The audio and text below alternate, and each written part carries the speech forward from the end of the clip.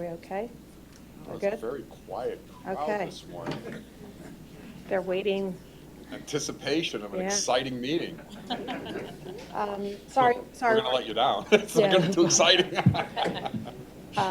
Well, thanks for your patience. We were having a few technical difficulties this morning, and thanks for being here. I'll call to order the August 20th meeting of the Montgomery County Board of Commissioners. Note the presence of all three commissioners. Commissioner Makisha is online. So I will have Jeff Scott and his son. Remind me your son's name.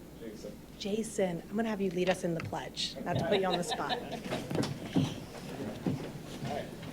Pledge allegiance to the flag of the United States of America and to the republic for which it stands, one nation, under God, indivisible, with liberty and justice for all. Great job, Jason.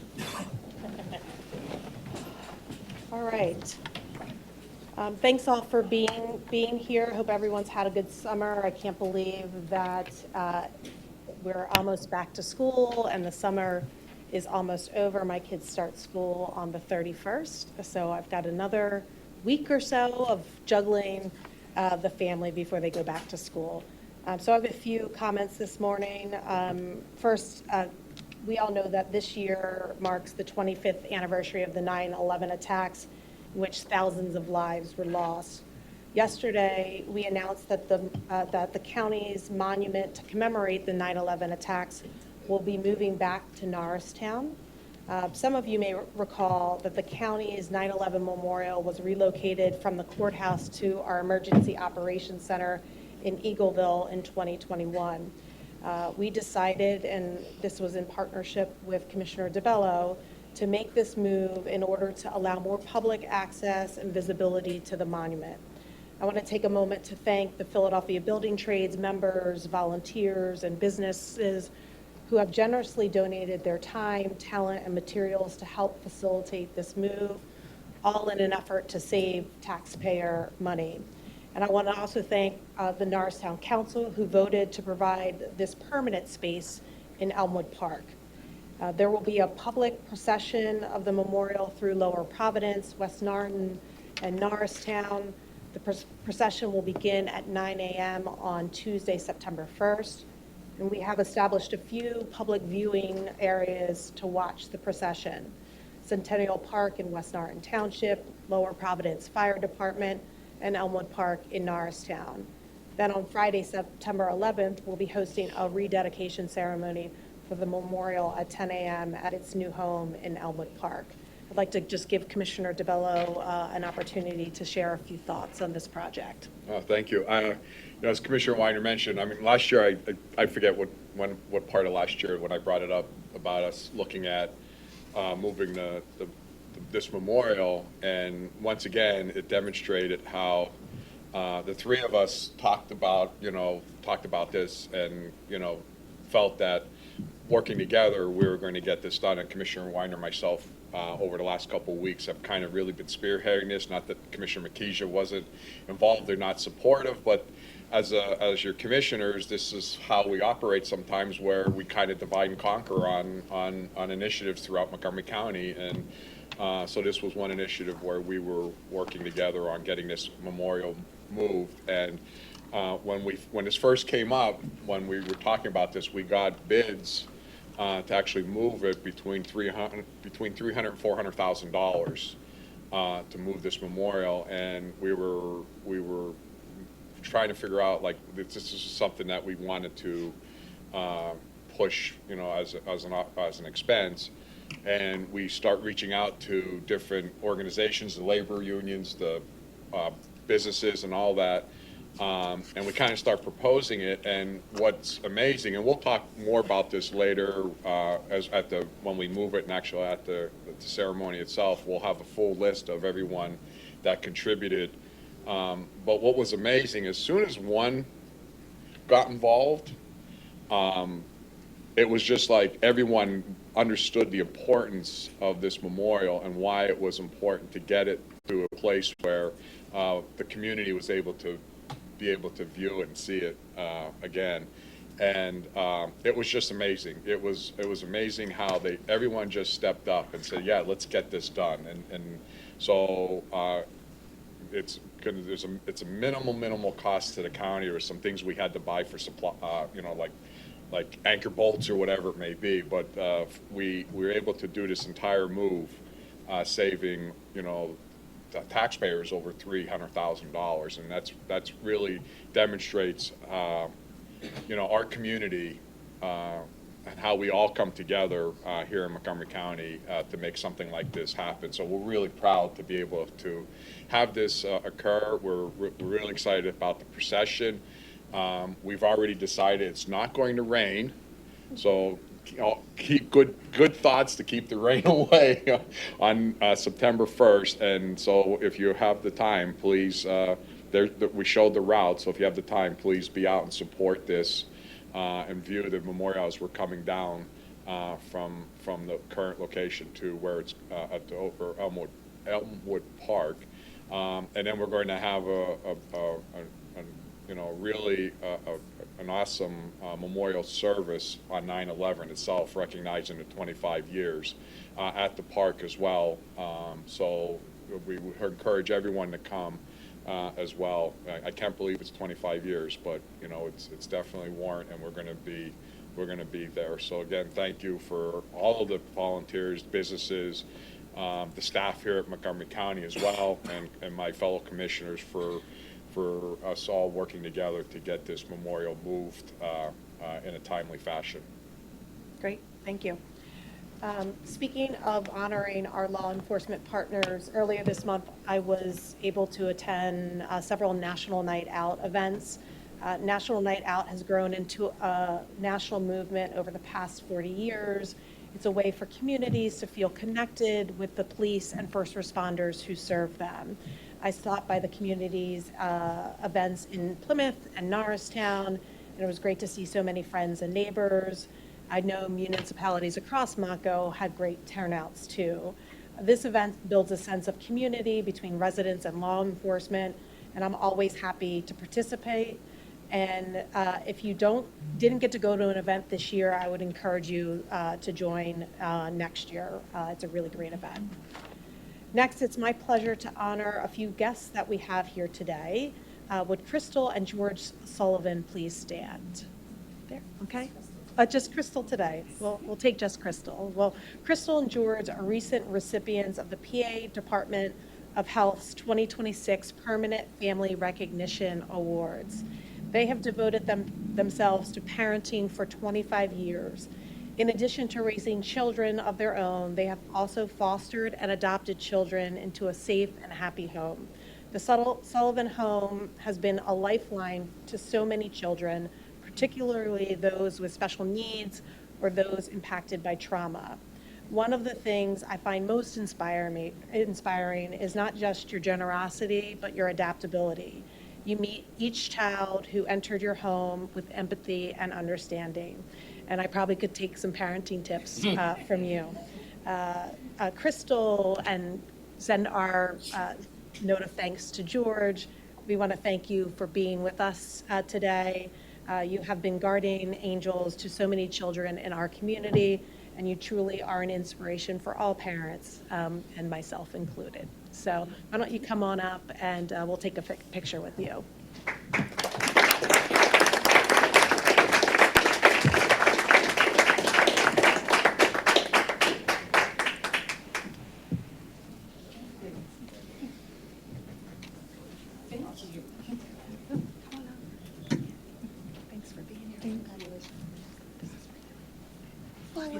Just a little. Perfect. Look right here. Great. One more. 3, 2, 1. Awesome. Thank you. Okay. Thank you.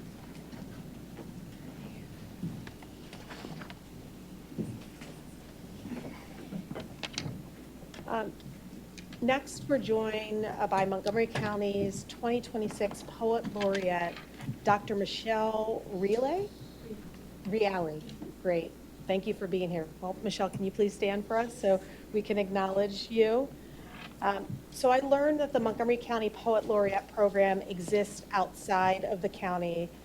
This is a position that this Board of Commissioner appoints. I don't know if Commissioner DeBello and I are any good at judging poetry. I'm not. But it's certainly something we want to celebrate. Michelle is an Ambler native who leads the creative writing MFA program at Arcadia University. As our poet laureate, she will be serving as an ambassador for poetry and creative writing in our county. And the goal is to increase access to workshops and readings for poets and create wider interest in poetry among readers. So being poet laureate isn't just something you brag about, it's a chance you are really taking to make our community a better place and give exposure to your field. So congratulations, Michelle, on this honor, and we are so proud of you, and thanks for joining us today. Do you want to come up for a picture? Can you, or do you want, we'll come down there. The director of the program with Oh, me. yes. Brought me. Oh, yes, awesome, that's great, all right. Well, why don't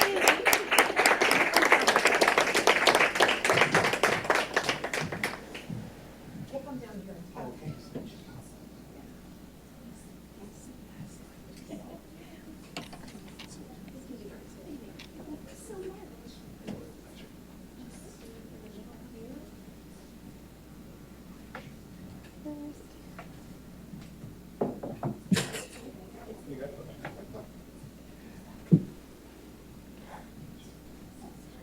Look here.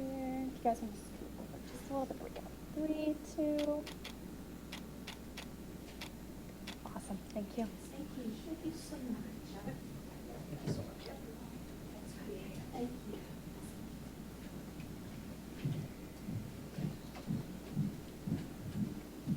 Good thing I changed from my flip-flops to my dress shoes. All right. Finally, while I can't believe summer is coming to an end, we know that September is National Recovery Month. Recovery is something that I've shared publicly and is very close to my heart and my family's history. I'm pleased to share that on Wednesday, September 9th, I'll be hosting our second annual Reflections on Recovery event along with my brother Randy, and we'll be joined by Congresswoman Madeline Dean and her son Harry. Together, we'll share our family's experiences with both addiction and recovery, and we'll discuss ongoing work in Montgomery County and beyond that offer hope to individuals and families like ours. The event takes place on Wednesday, September 9th from 3 to 5 at Temple Ambler.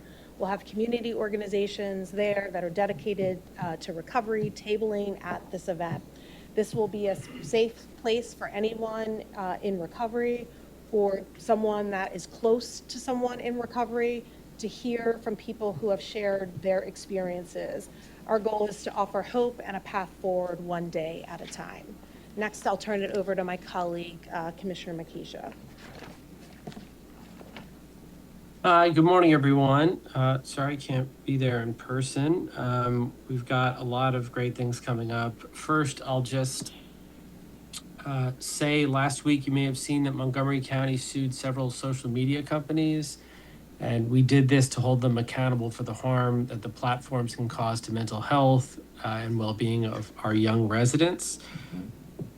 And you may have seen many municipalities, counties across the country doing this. It's very similar to the opioid litigation. When you start these kinds of cases, the information you discover is incredible in terms of what the companies know and have known. Many of you may know Mark Zuckerberg said a number of years ago that they know that the more time young people spend on Facebook, the more likely they are to have depression. And yet the companies aren't doing anything to change their algorithms or the content that they serve. All of it is driven to, drive clicks and engagement and without any consequence or consideration for the effects. So we've now joined the lawsuit. We have almost 200,000 minors in our county, and one of the most important jobs for us is to protect their safety. I hope we land in a place where we have with the opioid litigation, where we now have funds that we're using on the first 24/7 mental health crisis center we're opening later this year. But more than that is to change the conduct of the companies. So stay tuned on that. It's part of a larger effort that the county is engaged in to support mental health, and also affirmative litigation that we've built out a capacity for over the past year or so. So stay tuned on more there. Second, last month I rode with the DA's office and local law enforcement in the Wheels of Justice ride for the Bend to the Shore. And it's an annual ride that's happened, I think, almost 40 years now, started by DA Risa Vetri Furman, now judge, and led by Kevin Steele now. And together the team raised $177,000 for families of fallen police officers and injured first responders. It's always a really great ride. It's great to see all of the local law enforcement first responders who show up and who are on the team. It gave me another thought, which is I've been thinking of how to celebrate my birthday this year. I'm turning 40. And it turns out the length of Montco is 40 miles exactly from West Pottsgrove to Ballackinwood on the Schuylkill River Trail. So anyone who wants to join the Tour de Montco, Sunday, September 13th, will be riding from West Pottsgrove to Ballackinwood. You'll get some history lessons at Valley Forge, and maybe we'll stop by the dam and check out, Lee, when the hydroelectric dam is going to be done, and I'll give a brief update on that. But I invite my fellow commissioners to come with me. If you want to do the 40 miles, you can do a segment. It'll be a lot of fun. So if you want to join the ride, register online by September 4th. Hopefully we'll make this annual thing for trail safety and supporting all the good work. We have a really exciting announcement later in September, which is that we'll be finished with a major portion of the Schuylkill Trail in Pottstown that's going to connect, which we'll have more to say, and we'll have a ribbon cutting there in September. So let's see. Next up, we've got Valley Forge. They've got a lot of exciting stuff coming up, including I just read about the Jazz Fest in September. But Montco's been very busy this summer. Our region hosted the America 250, World Cup, PGA, and more. And according to the Tourism Board, we've set new records. So in May, June, July, we saw record numbers for hotel revenue. Overall, an increase of 10% compared to last year. And each month we did better than the last. So we were actually the leader across all of suburban Southeast PA. And that's something to celebrate, something to recognize, and something to build on for future occasions. And I'll just note, we've got something on the agenda today, which are guidelines for the use of AI in the county. And I want to thank our AI Council, which launched last year, for producing this in collaboration with the staff. It's really important right now to give the public a sense that when AI is being deployed, it's actually serving the public interest. And this is a step towards doing that. So we'll learn more about it when it comes up on the agenda, but I just want to thank everyone who's a part of making that happen. Finally, this Saturday, August 22nd, is Montgomery County's inaugural Black Author and Business Expo. It's at the Greater Philadelphia Expo Center in Oaks from 10 a.m. to 3 p.m. And there will be over 100 authors, entrepreneurs, and community leaders participating. Nearly 500 people have already registered, which is pretty amazing. So thank you to Dr. Vidra Jackson and her team for the work they put into making the event a reality. Encourage everyone to stop by Saturday, discover new authors and books, and also learn from other entrepreneurs about how to grow their businesses. So with that, I'll just note we have the Board of Elections after this, and we'll be discussing an update to the ballot curing policy in that meeting. I'll turn it over to Commissioner DeBello. Thank you. How's the weather where you're at, Commissioner McKeisha?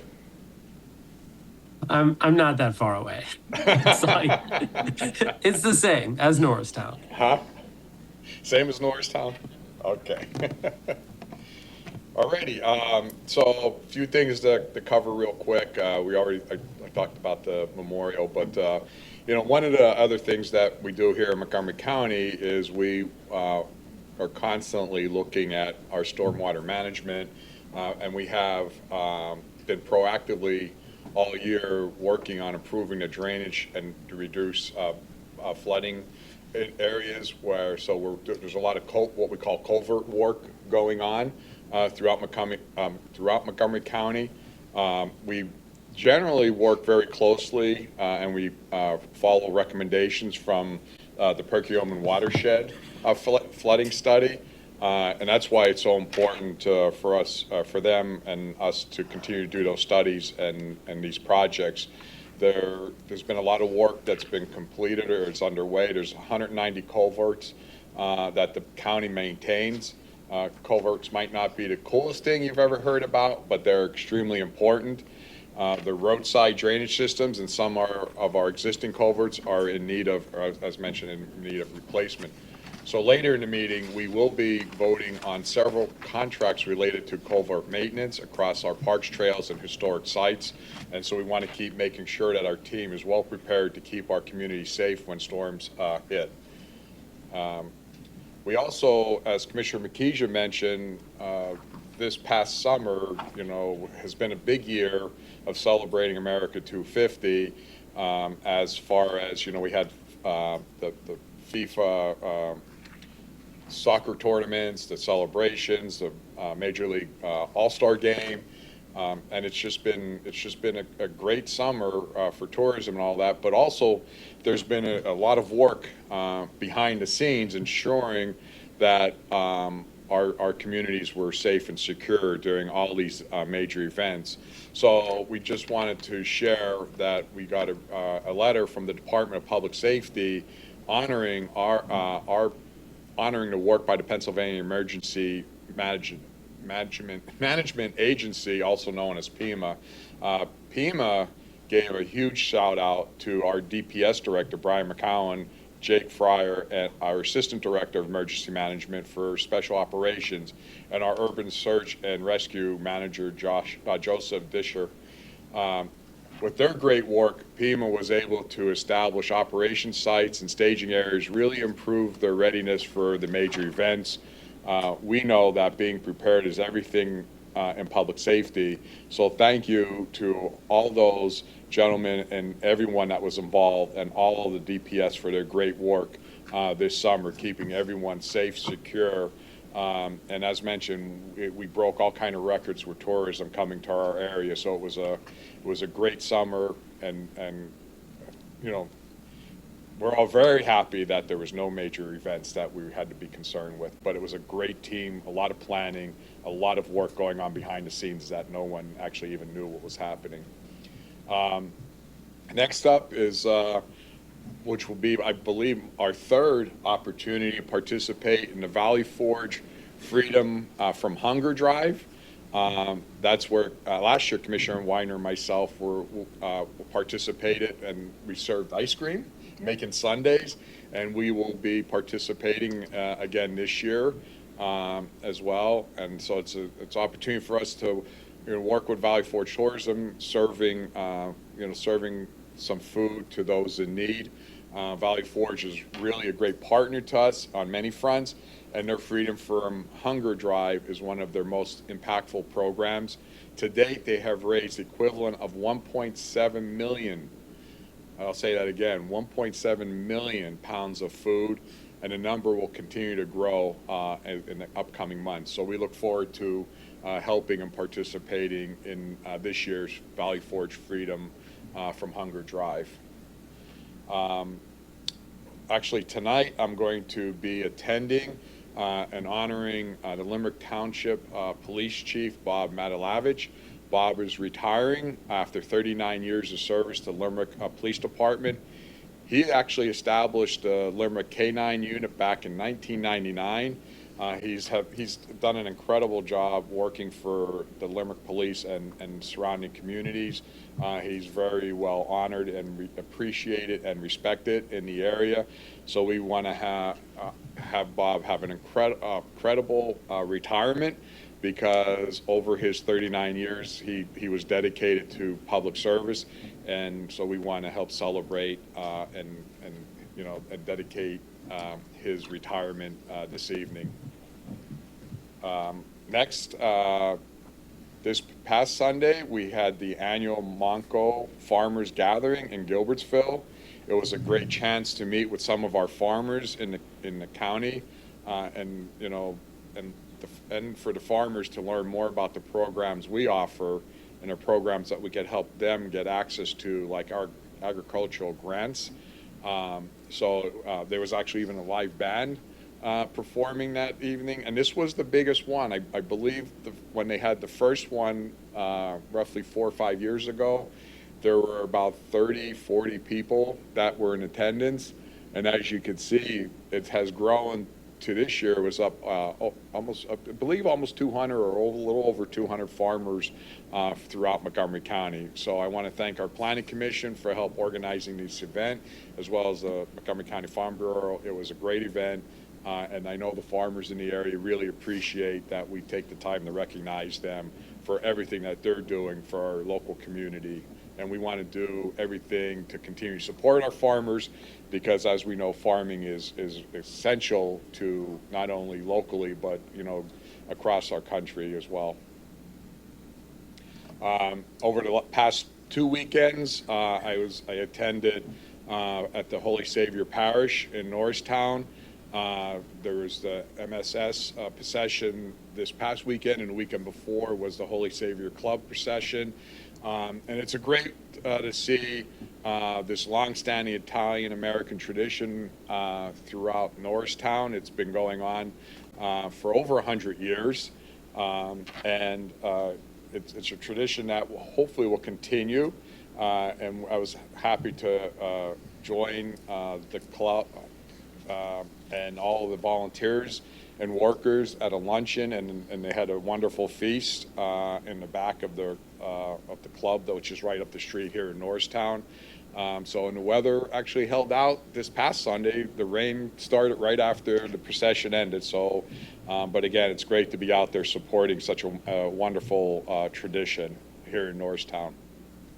And finally, it's my opportunity this month to congratulate our Way to Go winners. This is our opportunity to recognize some of our county employees who have been recognized by their peers for outstanding service to the county. So I know William Doherty, you're here, right? There he is back there. But we'll come back to you since you're here. A few of our other Way to Go winners weren't able to make the meeting this morning. So we'll start with Charlene Arlilo, our Mental Health Children's Clinical Services Manager with our Office of Mental Health within HHS. Charlie McCarthy, one of our security officers at the Pottstown facility. Mary Maloney, an assistant to our fiscal deputy county admin within our courts. And Barbara Matthew, district court clerk at the district court 38-110, and as also William Doherty, who is a plumber fitter in our public's property with our assets and infrastructure.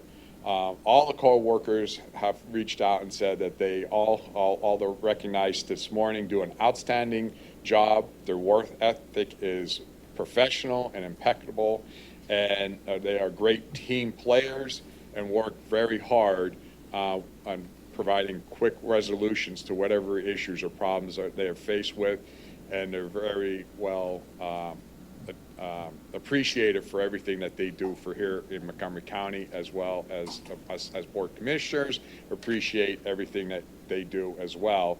So why don't we bring William on up, and we'll try to get a picture with him as well. So just a big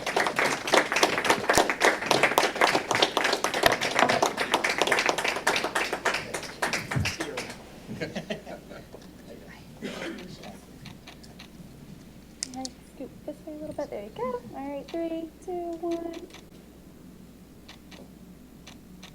Thank you. Congratulations.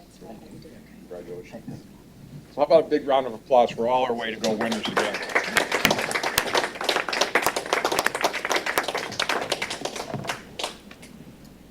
All right. Okay. We're good. All right, next up, presentation. We have one by our new CFO, Ryan. Yes, sir. Good morning, Commissioners. So, wrong presentation. That's all right. So is it-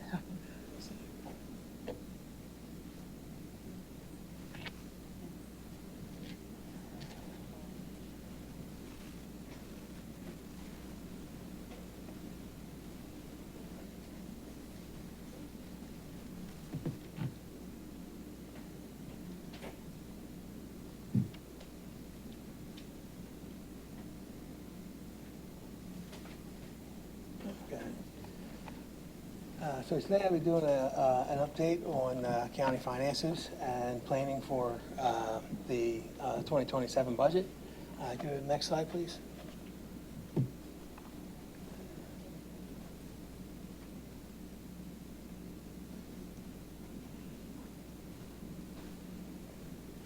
Okay.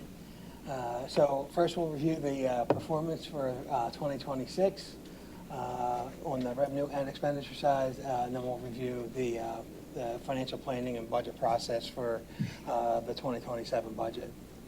Okay, next slide, please.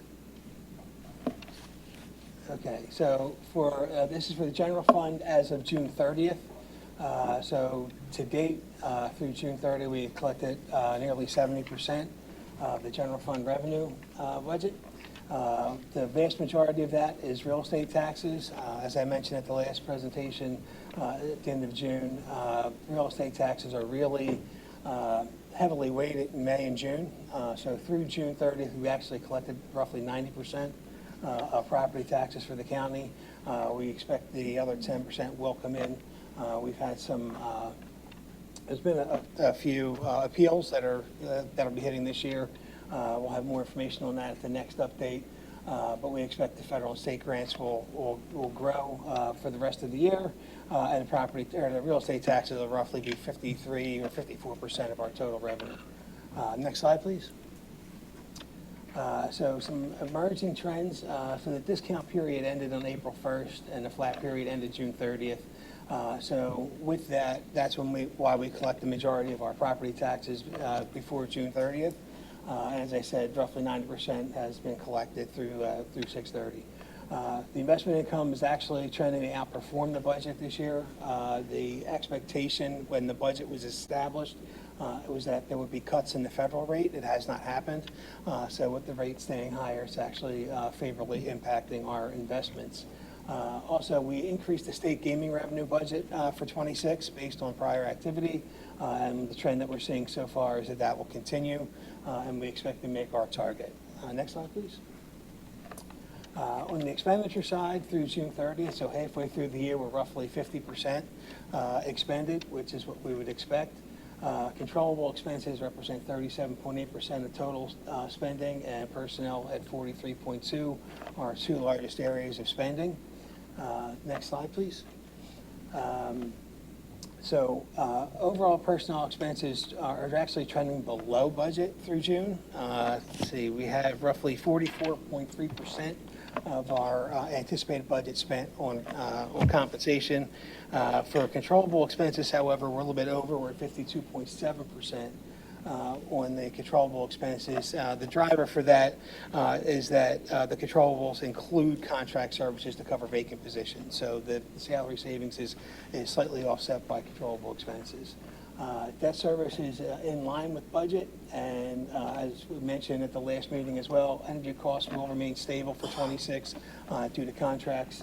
27, it's a risk item to monitor. Next slide, please. For capital fund expenditures through June 30th, our largest project is the Justice Center is only 17% spent. We expect that will change dramatically over the next several months. There's three projects on here that appear to be over budget for the year. The voter services, election equipment, we are expecting a rebate that hasn't posted yet, so that'll be under budget. The other two projects are examples of projects that work began in 2025, and there was delays in completing the work or in invoicing, so they were actually posted this year. Both projects will finish under budget in total. So through the year, we've spent around $41 million, which is roughly 40% of our total budget for the year. Okay. Next slide, please. So on the 2026 budget, there are some cost containment efforts that are ongoing. We've been working with a partner from Rios to identify opportunities. We've identified several that we're implementing already.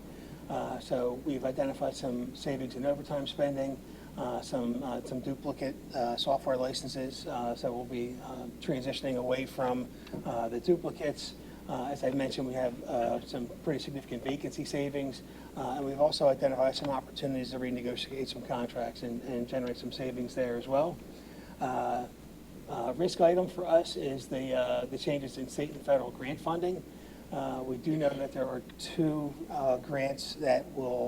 two changes that will impact us negatively, and we're working on implementing response strategies to offset the reductions while minimizing impact to services. And again, this is a risk area that will require ongoing monitoring as we go into 2027. Next slide, please. So for the 2027 financial planning, the budget meetings will be ending later this month. The review of the operating and capital budget requests for 2027 is already underway, and we'll be doing the info sessions with the commissioners from August through October. The proposed budget will be issued at the November 10th board meeting, and then it'll be followed by public hearings during the November and December commissioner cycle. Next slide. All right. So that is the presentation for August. Any questions?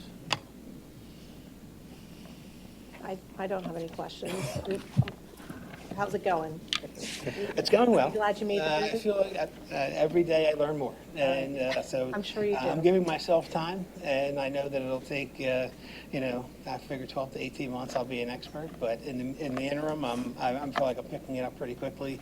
I have a fantastic team, and the commissioners and my boss especially have been exceptionally gracious, and I'm really appreciative of the opportunity to serve. Awesome.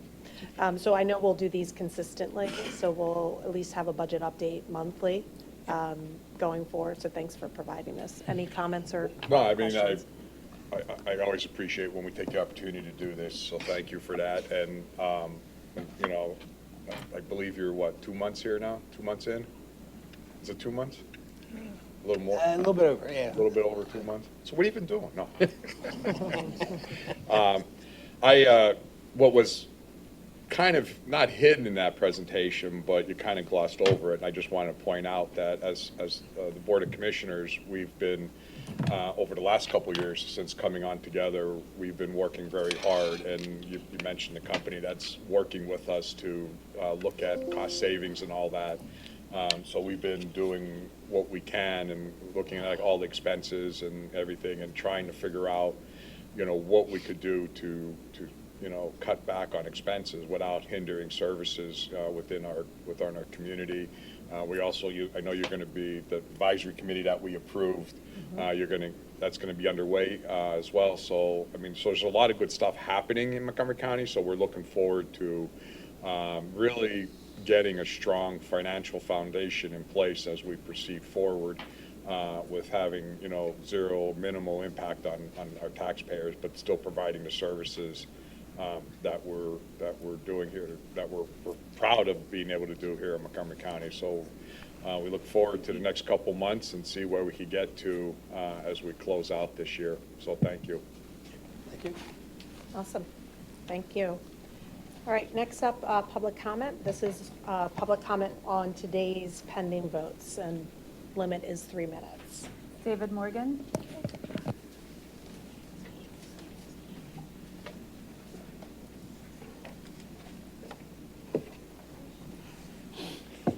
Morning, Commissioners. David Morgan from Ambler. And I'd like to draw your attention to the agenda where we have on page 14 and 15 some surprisingly high numbers. As I was going online last night, I noticed that it was difficult to see the whole page of these page 14s. I had to go left, right, with a lot of scrolling, and it was very difficult to see that widen up and show at a glance what's going on. So on that page 14, there's plenty of them over there, big stacks. If you get to the bottom of the page under Offices of Assets and Infrastructure, we have 62 million, so I call it 63 rounding up, contract award for the Justice Center, Phase 3. And that's followed by 24 rounded up million for Justice Center.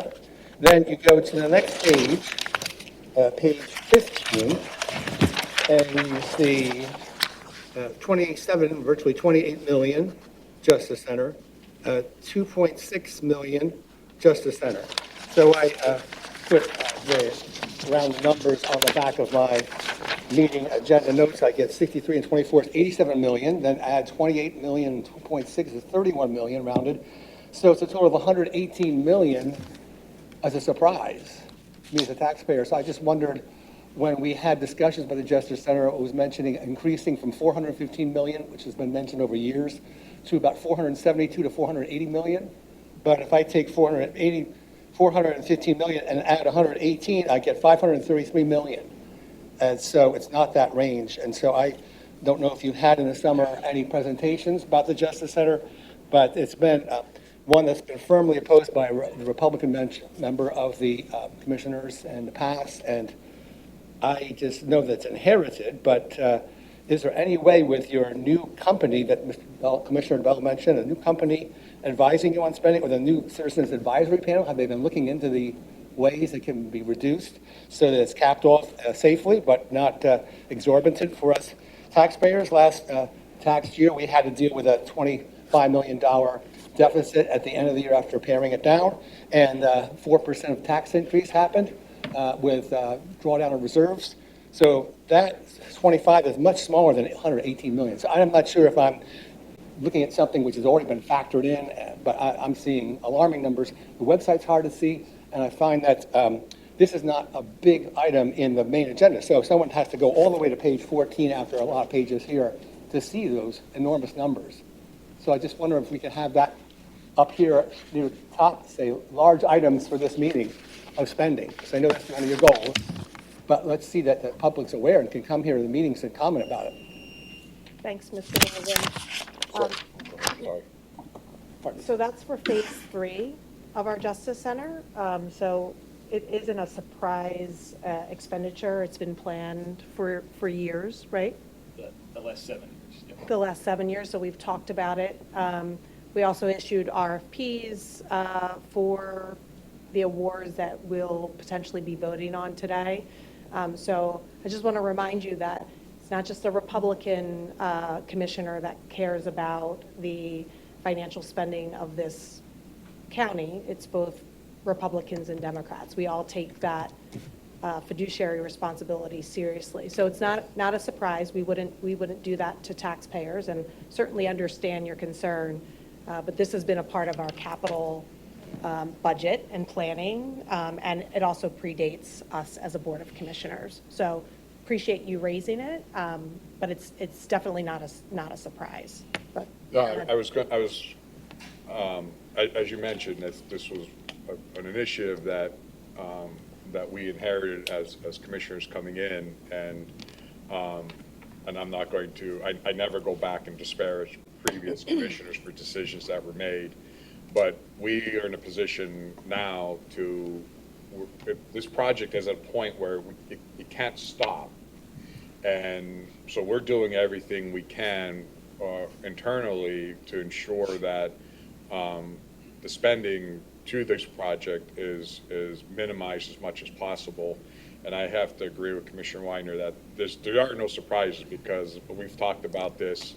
I've talked about it since coming on as county commissioner as well, and it's a 3-phase project.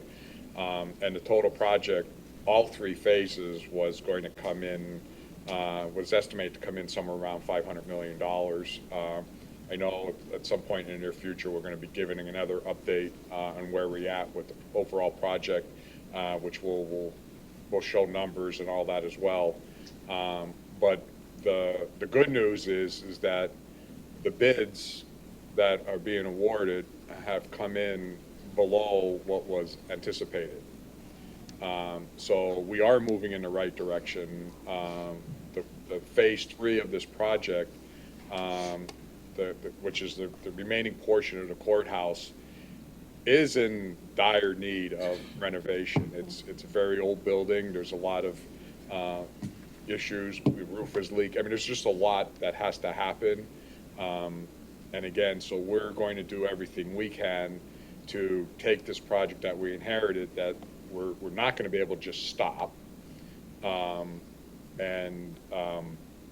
this isn't a Republican or a Democratic.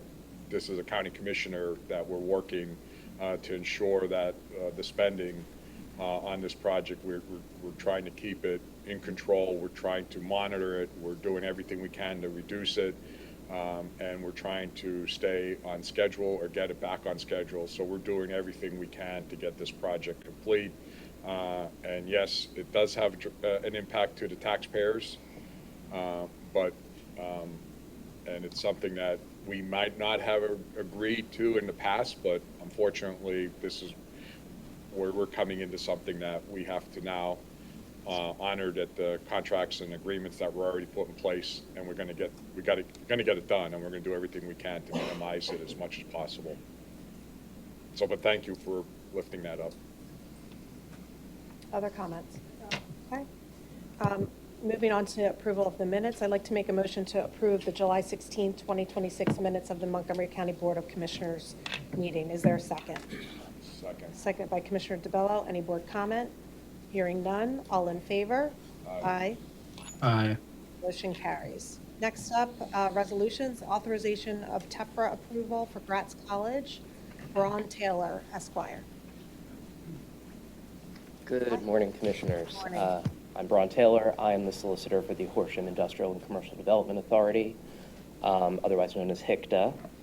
I'm here today to seek your chief elected official approval as the chief elected officials of Montgomery County for a project HICDA has pending with Gratz College.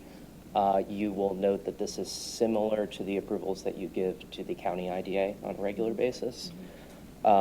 Gratz offers various graduate programs, cultural programs, and adult education offerings in Jewish studies.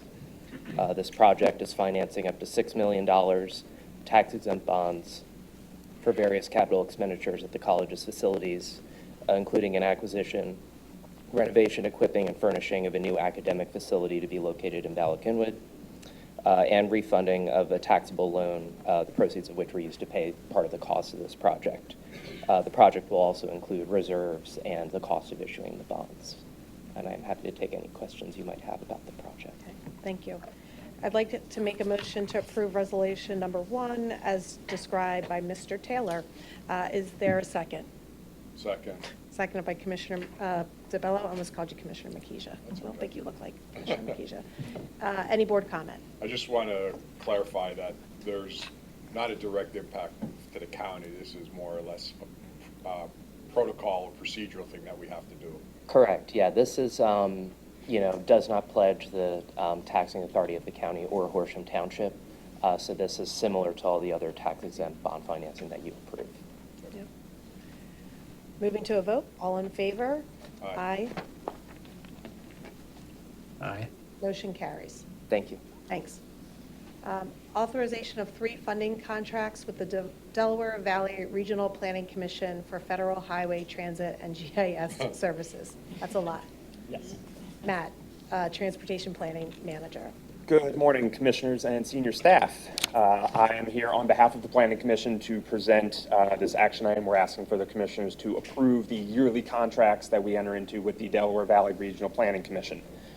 They are, as part of their work program each year, there are pass-through funds, mostly from various federal programs, that come out to each of the member counties of DVRPC, the 9 counties across the Philadelphia region, to help fund our participation as county staff in transportation activities. There are 3 contracts in total. The Supportive Regional Highway Planning Program in the amount of $156,700, the Transit Support Program in the amount of $77,400, and the Region-Wide Transportation GIS contract in the amount of $46,000. For the highway and GIS programs, those are funds that do not require a county match. So this is the federal government effectively paying for staff to work on these programs. For the Transit Supportive Program contract, there is a $36,392 local match, which the Planning Commission provides in-kind staff services. This is a yearly contract, so we will be here hopefully each year, but this is for the new fiscal year that DVRPC has started July 1st, their fiscal year 27 running through June 30th of 2027. Happy to answer any questions. Great, thank you. I'd like to make a motion to approve resolution number 2 as described by Matt Popek. Is there a second? Second. Second by Commissioner DeBello. Any board comment? Hearing none. All in favor? Aye. Aye. Motion carries. Thank you. Next up, adoption of guiding principles for artificial intelligence use. Stephanie Tipton. Good morning. Before the board today is a resolution to adopt Montgomery County's guiding principles for artificial intelligence use.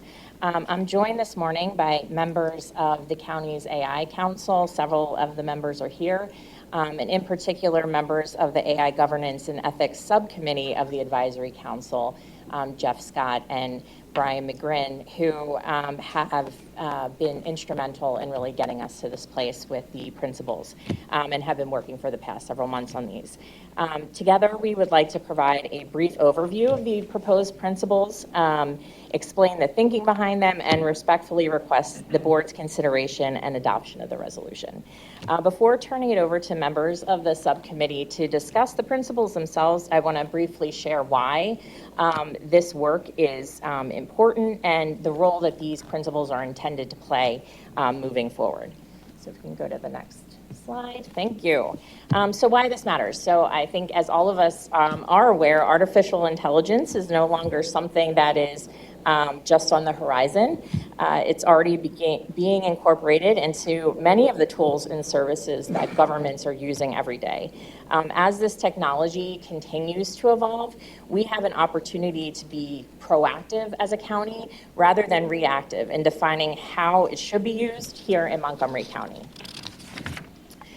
Importantly, we do not pursue AI for its own sake. We evaluate these technologies based on their ability to improve services, support our workforce, and deliver value for residents while maintaining public trust.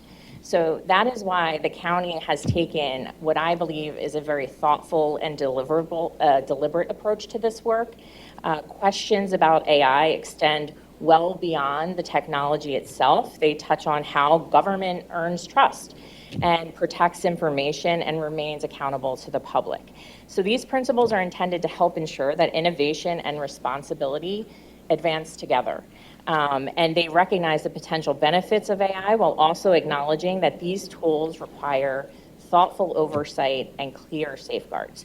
So establishing these expectations now gives the county a strong foundation to guide future decisions as the technology continues to evolve. You can go to the next slide. Thank you. So the purpose of these principles is to create a shared framework for how Montgomery County approaches the use of artificial intelligence. We intentionally approach this work at a very high level, and you'll see that when subcommittee members talk to you about the principles themselves. They're not a detailed policy manual, nor are they intended to anticipate every possible use of AI. Instead, what they do is provide us with a foundation that can guide future policies and practices as the county continues to evaluate the role of AI in its operations. In many ways, we view the principles as a North Star for future decision making, and they establish a common set of expectations that we will use as a county to adapt as the technology and our understanding continues to develop. And most importantly, they reinforce that the use of AI by the county should be measured against a simple, question, does it help us better serve residents while maintaining their trust? You can go to the next slide. So these principles, as I mentioned, were developed through the leadership of the AI Governance and Ethics Subcommittee of the Advisory Council on Artificial Intelligence. I sincerely want to thank the members of the subcommittee for the significant time and thoughtful discussion that went into the effort. The recommendations before you today are stronger because they were shaped by people with different experiences and viewpoints, which you'll see here with the membership of the committee itself. I also want to thank the internal staff who have been working alongside the external members of the subcommittee, so members of ITS, our Office of Innovation Strategy and Performance, the Solicitor's Office, have been working alongside as we've developed these principles together. The composition of the subcommittee, I think, reflects the county's overall approach to AI that I mentioned earlier. We really sought to bring in people from different backgrounds because the responsible use of these tools requires more than just technical knowledge. It also requires us to consider how the decisions affect residents and whether those decisions reflect our values as a public organization. The result, I believe, is a set of principles that is practical and balanced, and they do not advocate for technology's sake, as I mentioned. Rather, they establish the expectations for how the county can thoughtfully evaluate these tools. The principles you will hear about today are a result of these conversations and perspectives from the members. So with that, I will invite Jeff and Brian to walk us through the principles and the discussion that went into informing them. So Jeff, turn it over. All right, thank you, Stephanie. Good morning, commissioners and senior staff. Jeff Scott, chair of the subcommittee. And I just want to say before I start talking about the principles that I think for all of us on the subcommittee, I think this was a great opportunity to do something that we do in our regular day-to-day jobs, but do it for the county, do it for public service, which I think was a great opportunity so far. This is our first deliverable for the subcommittee. I think Stephanie did a great job explaining, that where you would put this in terms of those deliverables. That down the road, we hope to come with a more detailed policy, recommendations on governance, recommendations around how to adopt third-party uses of AI as the county brings those into the county. But today, it's really about that North Star, these 5 principles, both for folks who work within the county and thinking about AI, and then for the public at large. And unlike a detailed policy, these things are something that people could digest and understand and quickly reference where is the county going with AI. This kind of tells you where. You can go to the next. So we're going to talk real quickly about each of the 5 principles. We won't belabor it. Brian's also going to talk about some additional concrete action items that we're going to kind of agree to, both the AI Council and county staff, and some timelines for those things. That's in addition to some of the other deliverables I talked about. So the first principle is really about transparency, about thinking about why if someone wants to know is AI being used in the delivery of services. I think that's kind of a first bar of people feel comfortable with the county's use of AI, but then also to the extent that it's possible, that the AI systems, how they operate, how they make recommendations, and obviously the further additional principles talk about how this is a tools to make recommendations, not to make decisions necessarily, You still want that human in the loop, but how that the idea would be to try to make that as transparent as possible. Maybe go to the next. So the next one is really about fairness, ethics, and equitable services. And I think the first thing I would say about this principle is that because we're talking about county government, because we're talking about access to service, that equity, which we may debate in the private sector, how much that's important, but in the public sector, I think you have an opportunity with AI to make things more equitable, make services more accessible to folks, and more efficient. And so, but that only, people are only going to accept that, right, if they know that it's being done in a fair and ethical way. So I think, to make sure that the county, when it does adopt AI, whether from third parties or developed internally, to ensure that bias does not come in to the process, to make sure we're thinking about that in a way that would make the AI potentially unfair or biased in any way. So this principle is really try to set that out when thinking about how AI is being used and consumed by the county. So turn it over to my colleague Brian to talk about the rest of our principles here. So the third principle is privacy by design.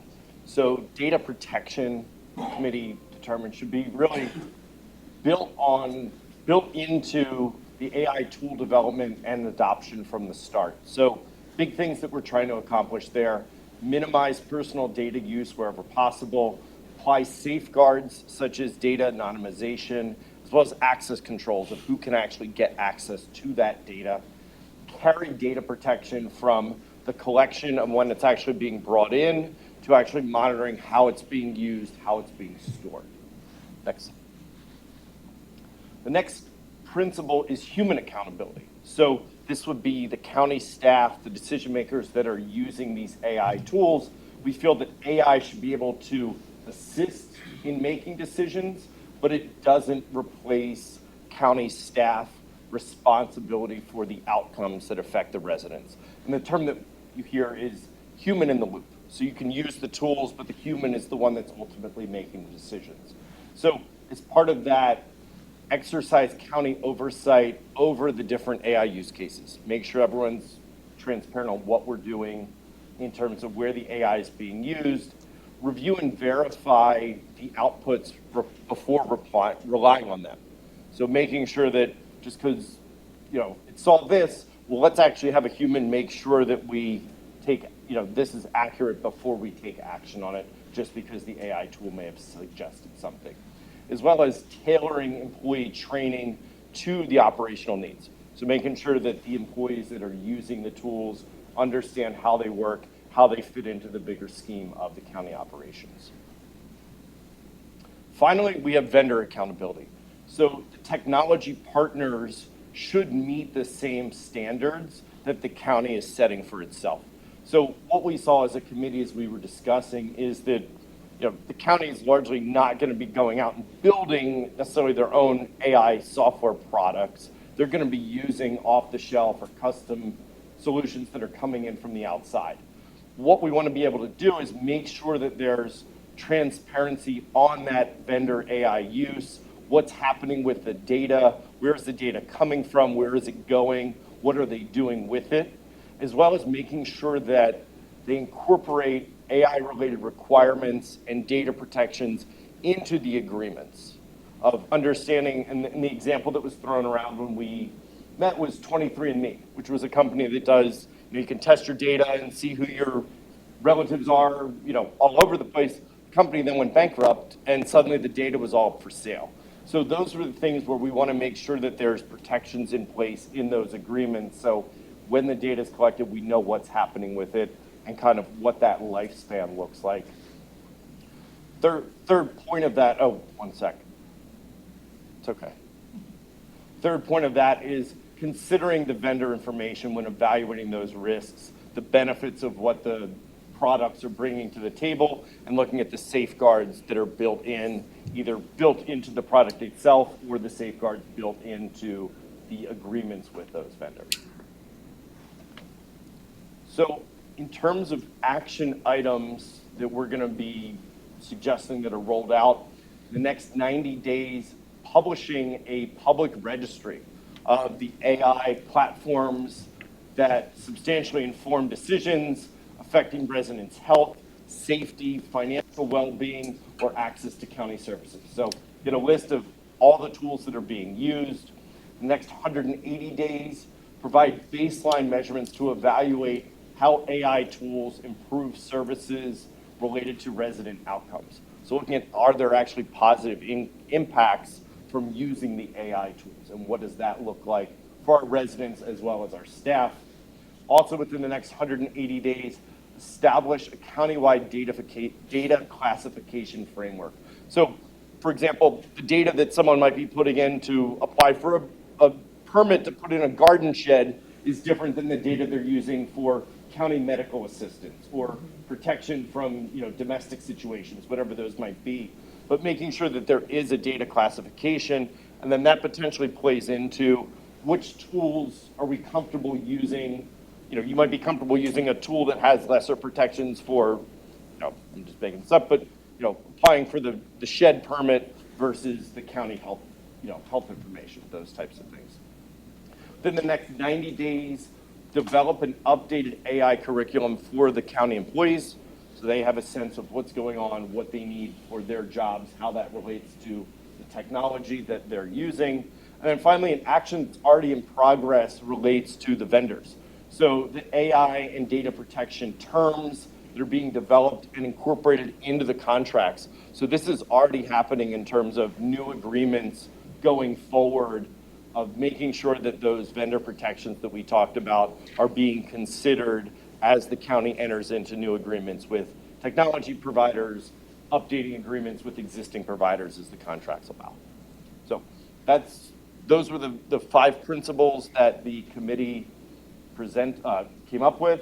These are the concrete action items that will be undertaken in the next 180 days. I open the floor to any questions. Okay, thank you. Thank you for that. I'll just get a motion on the floor, and then if we have any comments or questions, I'd like to make a motion to approve resolution number 3 as described by Stephanie Tipton. Is there a second? Second. Second by Commissioner Makija. Any board comment? I'll just make a quick comment. I'm glad to see in this policy that we touched upon some very key aspects of implementing AI in the county. One of them is definitely data protection. And as you gave a good example of the different types of data that we're going to capture on people, depending on if it's just getting a permit, versus something else. And we have to ensure and do everything we can to protect that data. So that's really good that that's going to be a core aspect of what we're doing here.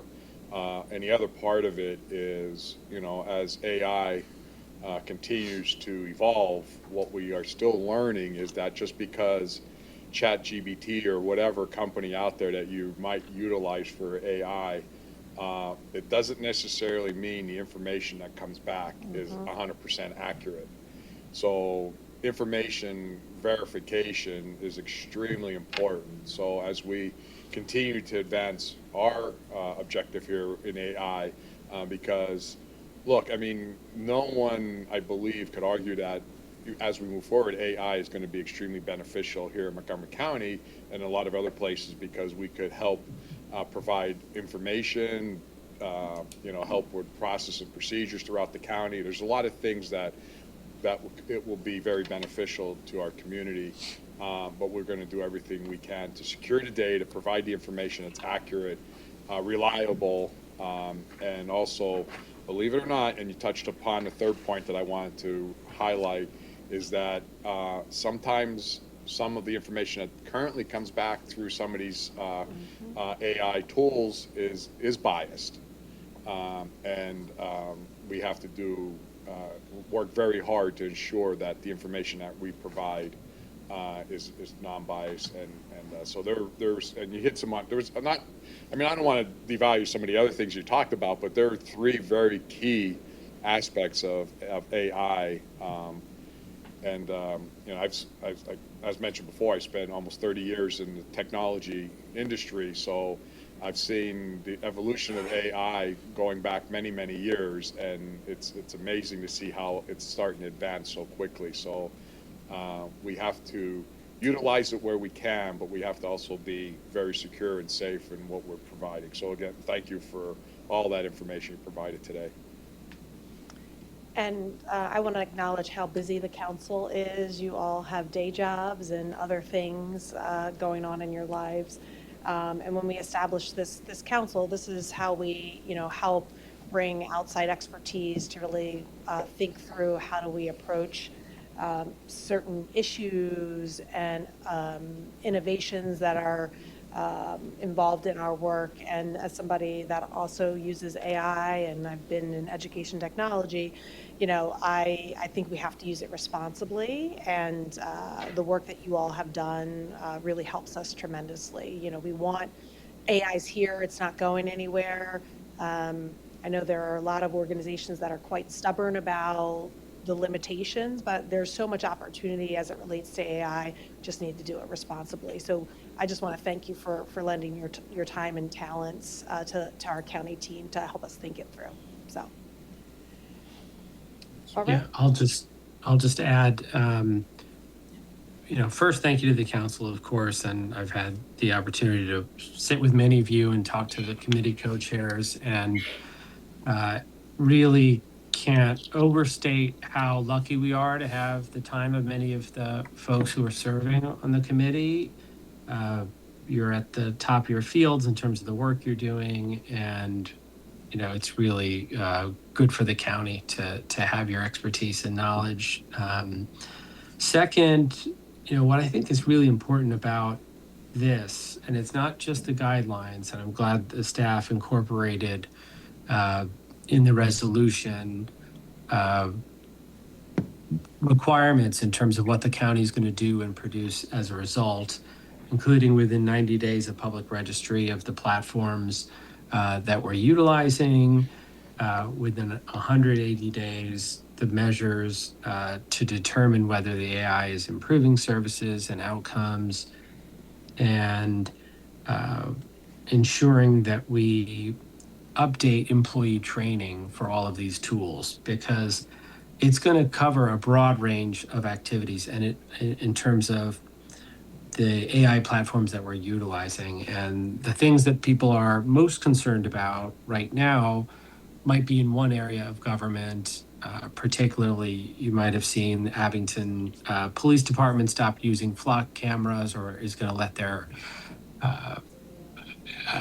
contract expire with that company. That's, you know, one area in terms of law enforcement, surveillance that many members of the public are concerned about. And the starting point should be transparency. What are we using AI for? What is it doing to assist in decisions? And even if the AI platform itself is helpful in public safety or any other context, what are the safeguards in place for people who might misuse it?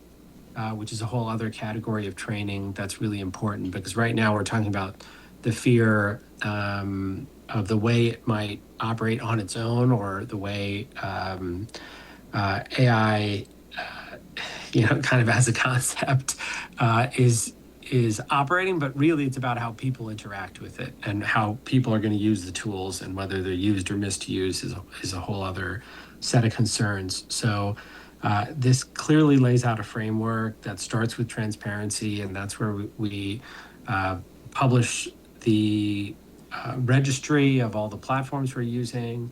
And the timeline really syncs up with our budget process. So it's very important when we have our budget meetings and when the team meets with the department heads that we have the registry fully that it's robust, and that we are accounting for every use. So, that should really be a part of our budget process as well. But, I'll just say thanks again for everyone who's worked on this. And there's still a lot more work to come, because there's enormous potential for AI to help make government more accessible, faster, more responsive, but also be harmful if it isn't. So glad we're establishing this, and I thank my colleagues for their support for the beginnings of the council and moving this forward. Okay, moving to a vote. All in favor? Aye. Aye. Motion carries. Thank you.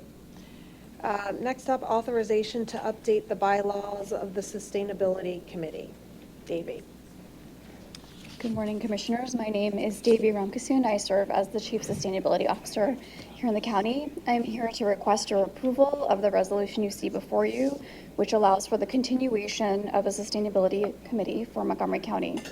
On May 16, 2019, by Resolution 19-C.181, the Montgomery County Board of Commissioners established a Sustainability Committee.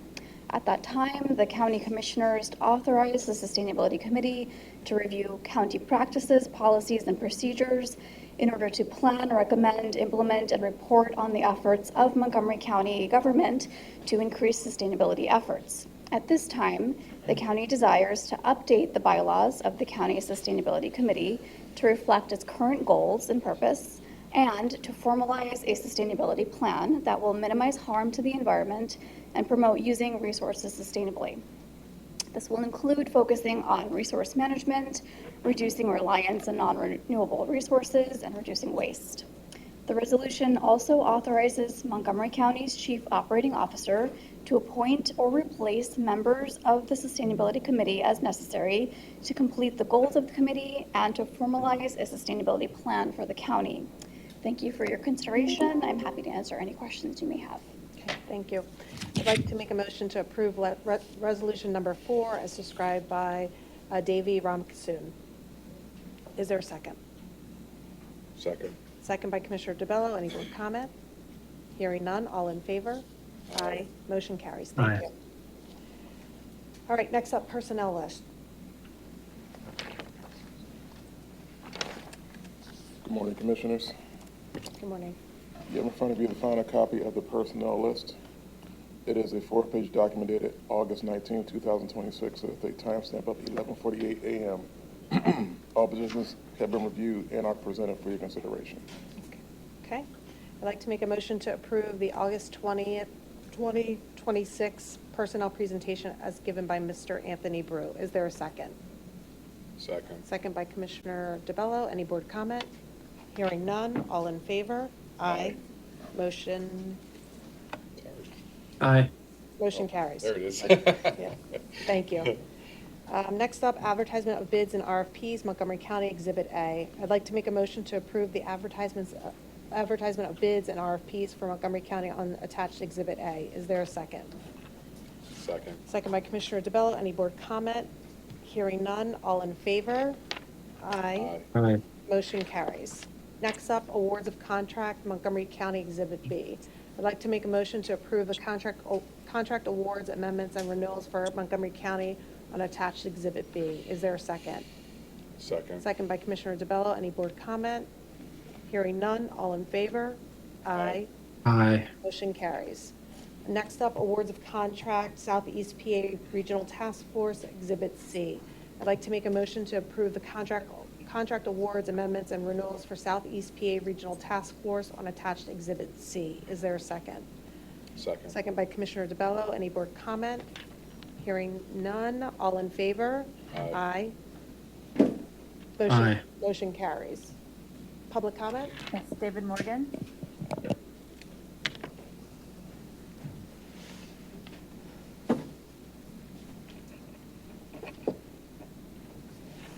David Morgan of Ambler. I'd like to mention, just to continue a little bit about that Justice-centered discussion, that clarity is really helpful. I mentioned how it's hard to read the pages on the website when you have the grid there with offices of infrastructure. I'd like to encourage it to be delineated with the courthouse, the old courthouse, and the new Justice Center building. So I understand the new Justice Center building is up to 480 million increase, but maybe I'm wrong. So if that could be clarified, because the roof leaking in the courthouse is a different matter. I know it's county campus. So for the public to understand clearly how are we going up, what might affect our taxes in each of these categories would be really helpful for me, at least. Then I wouldn't talk so much about these things. So that the next thing is I support that social media initiative to challenge the dragging on of time in our young people. I can't get over some of the hours a day that are spent on a device looking down at it. And that could be involved with face-to-face events and going to out in nature and just being out away from these things which are just consuming. So I heartily support that. And then I also support your efforts on the Parent Infant Resource Guide. As you know, I've mentioned that several times. I got a copy again from the back there, and I know that various health pregnancy resource centers have found them to be wonderful, and so I understand it's going to be revised. I wouldn't mind seeing the new ideas for revising it, but if I could be of help in that area, I think it's just that life-giving aspect of it, that people know there's pregnancy resource help when they're in a situation that they're pregnant. I think it's wonderful. So we have liberty and justice and life for all. Every person, born or unborn, is given opportunity. And then the last thing I really liked is that permanent family recognition you had early in the meeting, because the stability of our families is so important, and to encourage that a lot. Sometimes in the area of human trafficking, some of the people who are discovered, some of the children, need a home. And so if we have access to families like the family honor today to really help out these young children escape what they were been through, it would be great. Thanks very much. Thanks, Mr. Morgan. Okay. Any closing commissioner comments? Okay. Hearing none. Next Board of Commissioners meeting will be September 3rd at 10 a.m. in the boardroom. I'd like to make a motion to adjourn the August 20th, 2026 meeting of the Montgomery County Board of Commissioners. Is there a second? Is there a second? Second. Okay. Seconded by Commissioner Makija. Any board comment? Hearing none. All in favor? Aye. Motion carries. Next up, we have Salary Board. Come on up. Controller Hart.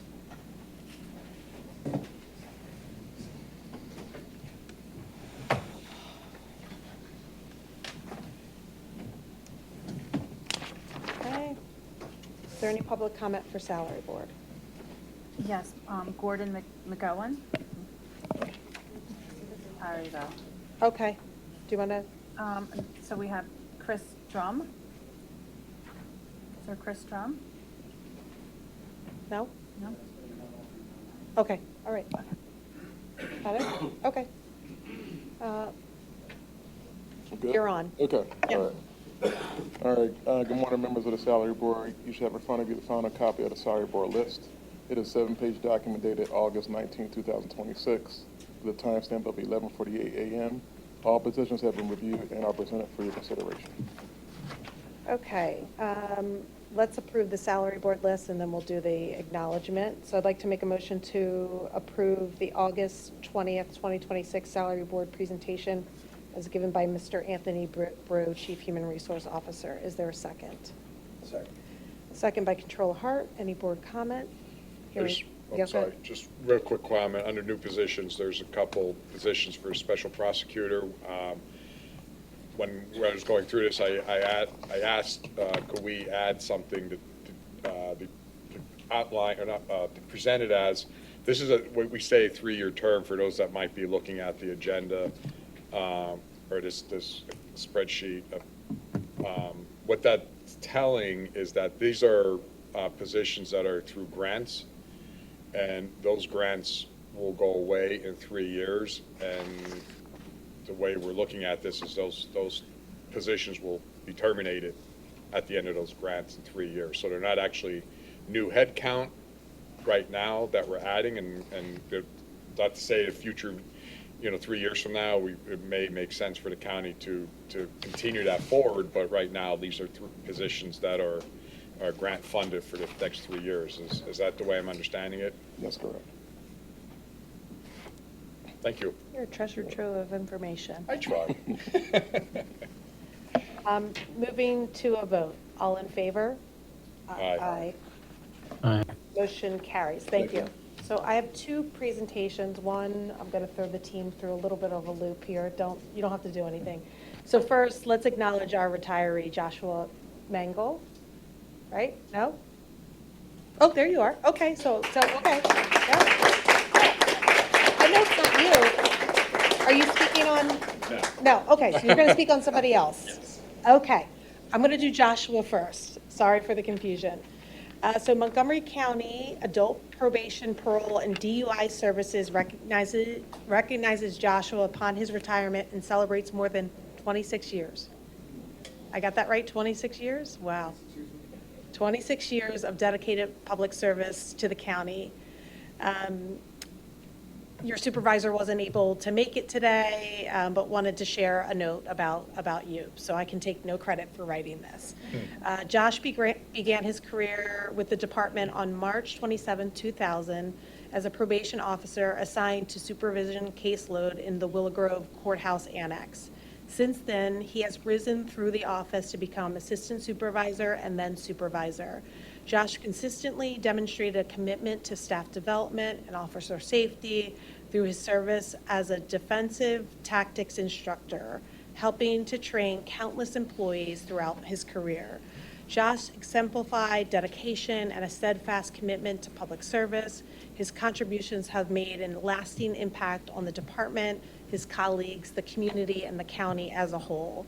We extend our sincere gratitude to Josh for his many years of distinguished service and congratulate him on a well-earned retirement. So thank you for your service to the county. It's very rare that you see someone that gives decades worth of service to an organization, but to public service. And I can only imagine the experiences that you've witnessed, and probably the lives that you've changed in the role that you've had with the county. So I hope you have plans to do something way more exciting than and I'm not trying to put it down, but I can imagine how stressful adult probation is. But congratulations on your retirement. Thank you for years of service to the county. Any? No, I was just gonna, I mean, you did a very good job, I tried. But I want to echo everything that Commissioner Winder said. Thank you for 26 years of service here at Montgomery County. I've said this in the past, it's always sad to see, somebody that's dedicated, a large portion of their career here at Montgomery County. But we're also happy for you to be leaving and enjoying going into retirement, so well deserved. And I know many will miss you. But again, we want to congratulate you for everything that you've done here in Montgomery County, all the lives that you impacted in a positive manner. And so again, thank you and enjoy your time now. Just think that first Monday morning when the alarm clock goes off early in the morning, you look at it and say, no, I don't have to go anywhere. So congratulations. Come on up. We're going to grab a picture with you.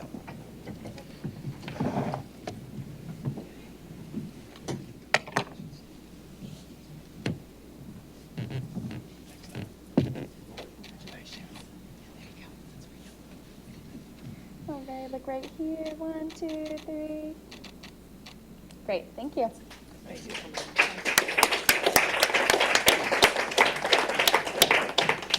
Gordon, want to come up and say? Good morning, Commissioners. Good My name's Gordon McGowan. I'm the Deputy CIO for ITS here.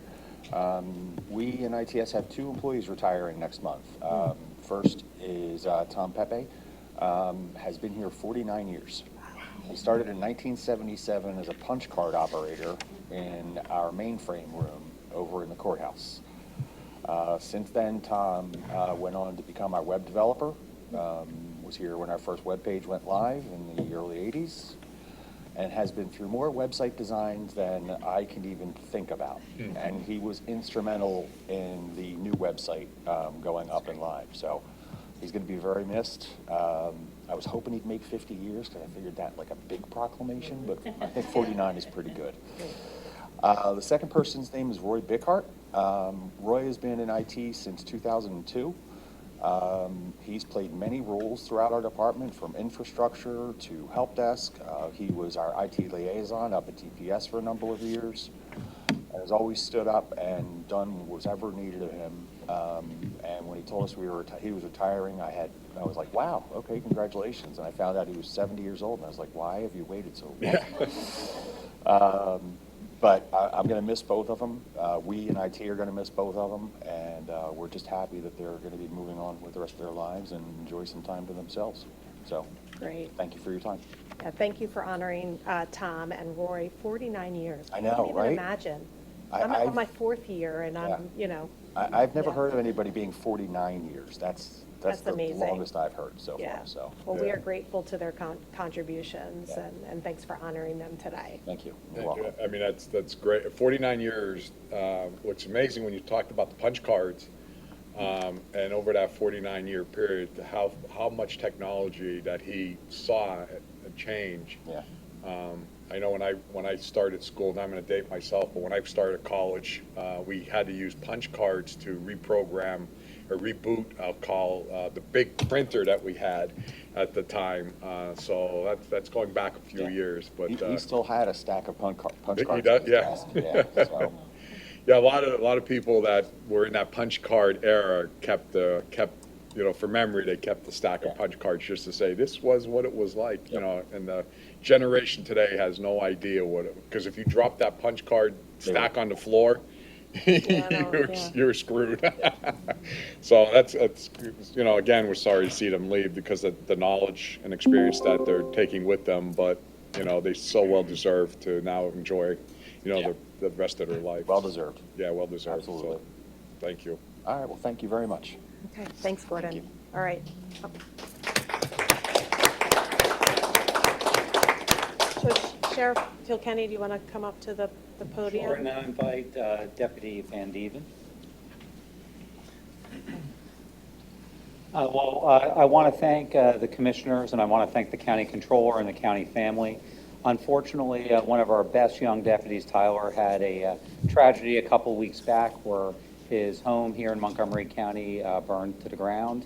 And it was nice. Our office did a post about it.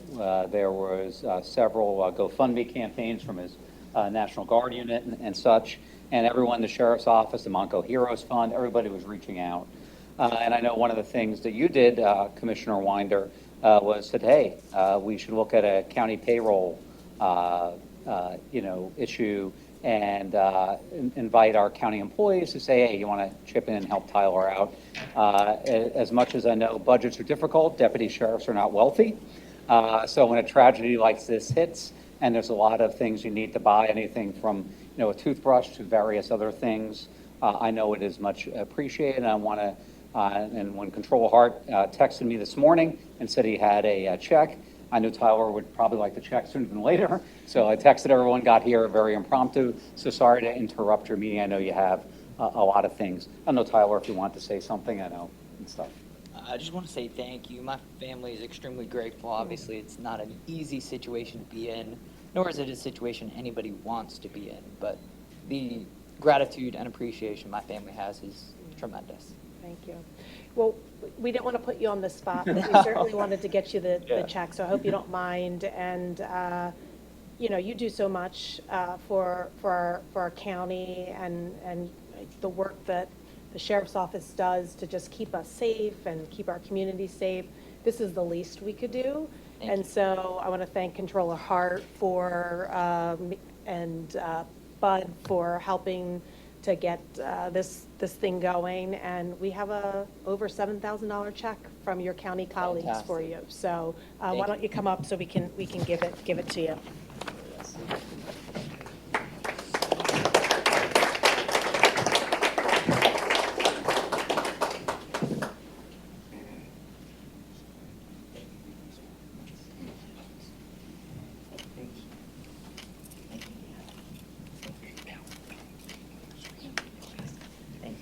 Do we want to take a picture? I don't know. Oh, yeah. Okay, well, all right. I don't know the.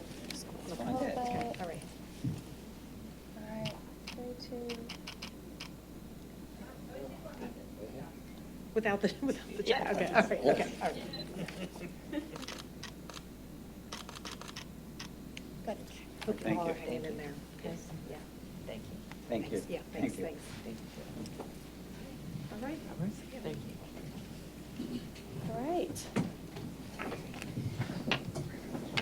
So I'd like to make a motion to adjourn the August 20th, 2026 meeting of the Montgomery County Salary Board. Is there a second? Second. Second by Controller Hart. Any board comment? Hearing none. Moving to a vote. All in favor? Aye. Aye. Motion carries. Aye. Meeting adjourned. Thank you.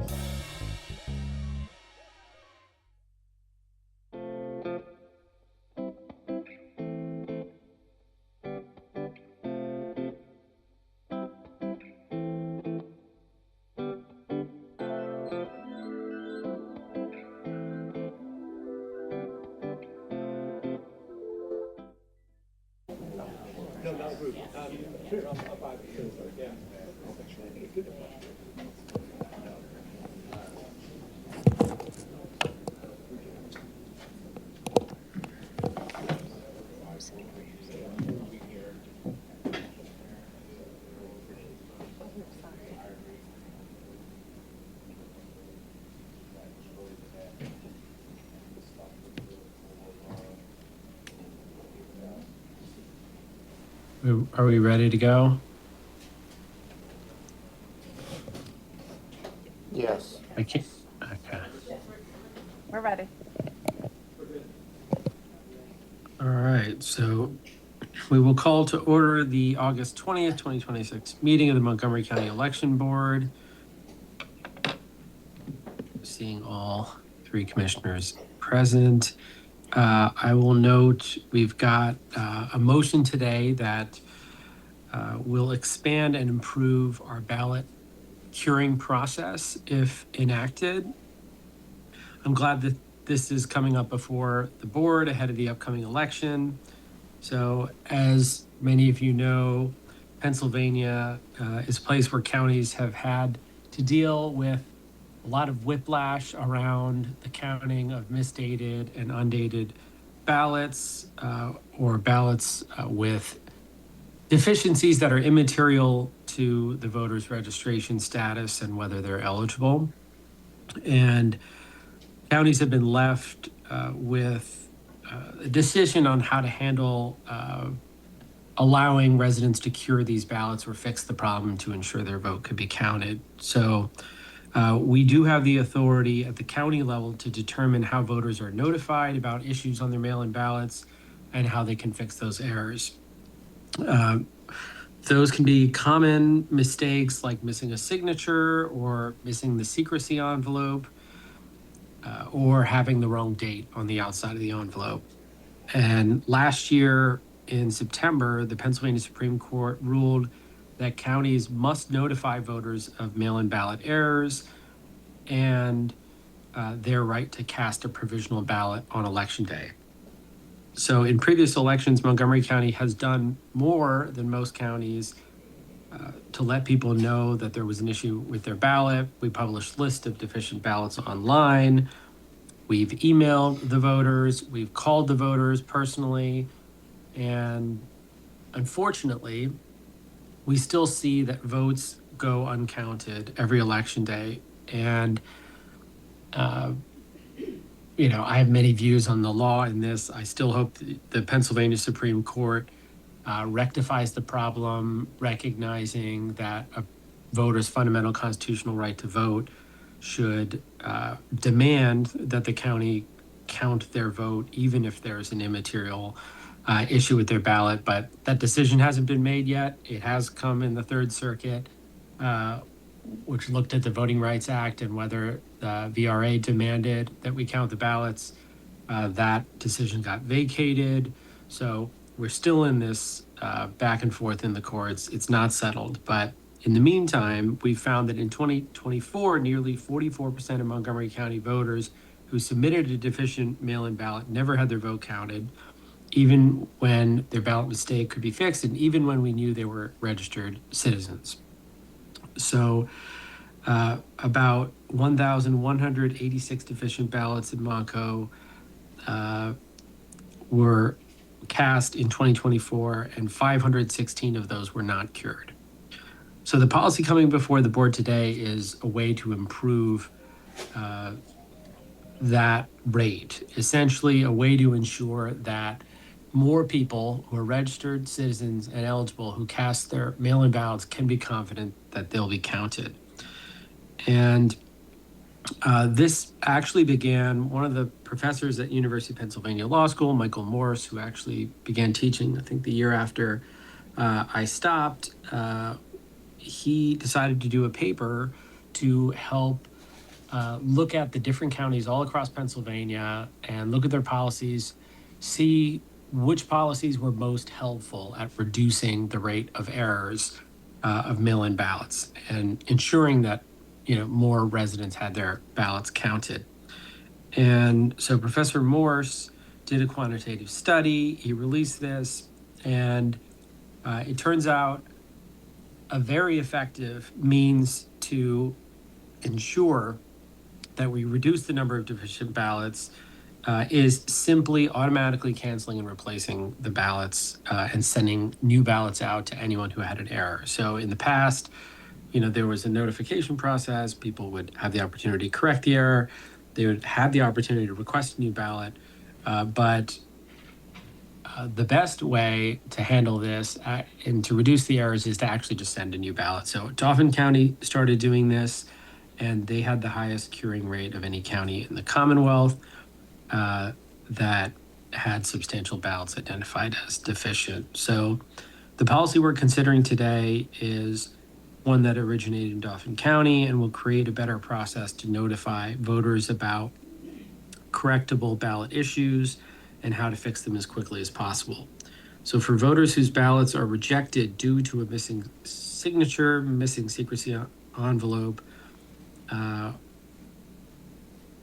Montgomery County will automatically send a new ballot to the voter along with an email alert if available. And we'll also give them clear instructions on how to fix ballot issues. Eligible voters should not be disenfranchised because of a small mistake that has no bearing on their registration status. And we want to ensure that we're leading the Commonwealth in pro-voter policies. This goes in line with our voter van, which makes it accessible for seniors and students to vote. It goes in line with a number of the procedures that we put in place to make it easier for people to vote. So that's on the agenda today, and we'll also have a couple of other items that are administrative, including polling location changes that Frank will walk us through. So I will ask if there's any other comments on the election board, and then we'll hear from Frank.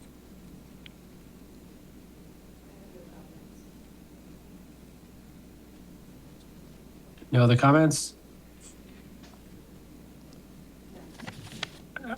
Okay, actually Mira's going to introduce it, but do we have any public comment? No public comment. Okay, so first step, is there a motion to approve the June 8th, 2026 meeting minutes of the Montgomery County Election Board?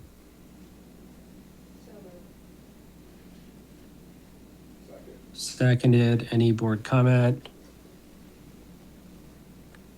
All in favor? Okay, minutes are approved. And moving on to the polling location changes, we'll hear from Mira. Hi, good afternoon, Commissioners. My name is Mira Baleson. I'm Deputy Chief Operating Officer, one of here in Montgomery County. I'd like to request authorization for the relocation of 2 polling locations for the 2026 general election and beyond. The Board of Elections is given authority by the Election Code to relocate polling places as they see fit. These locations are listed in the agenda attachment titled Polling Location Changes for August 20th, 2026 EV meeting. Polling places we would like to authorization to relocate are as follows: Hatboro South 1, Hatboro South 2. Notice has been posted at these locations that the polls are being moved as required by law. Locations have all been notified of the move. In addition to notice being posted, every voter in these precincts will be mailed a new voter ID card indicating the change of location and identifying their new polling location. Those are scheduled to go out in the mail tomorrow pending today's vote. I'm happy to answer any questions you have and request that the board approve these relocations as presented. Could you quickly just give a reason why we're moving these 2 polling locations? Sure, thank you, Commissioner. We are moving them because of unstable utility services. This is a precinct where during the primary we had to transport a portable restroom to the site because there was no running water due to a water main break. And the election prior, there were issues with power and heat, so we are simply trying to avoid those issues in the future. Thank you. Great. Any other questions? Seems pretty straightforward. Is there a motion to approve the relocation of 2 polling locations listed on the attached document titled Polling Location Changes for August 20th, 2026 Election Board meeting? So moved. Moved by Commissioner Winder. Is there a second? Second. Seconded by Commissioner DeBello. Any board comment? All in favor? Aye. Aye. The location changes are approved. All right, so next up, our ballot curing procedure process. Thank Go you, ahead. Commissioner. I don't want to restate some of what you have already stated. Before the board is a proposed update to our ballot curing policies and procedures. Currently, our mail-in team, when they detect a potential defect that would preclude us from counting a mail-in ballot, we mark the ballot in the state's SURE system according to the defect, which then generates an email to the voter if they have one on file and gives them an opportunity to request a new ballot package.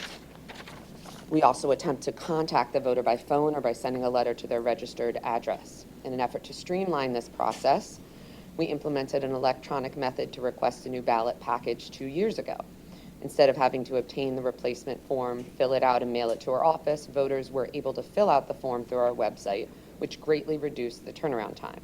Since then, as you noted, Commissioner Makija, multiple jurisdictions have implemented what we're calling quote-unquote automatic ballot curing procedures, where a new ballot package is automatically queued and sent as soon as a potential defect has been detected.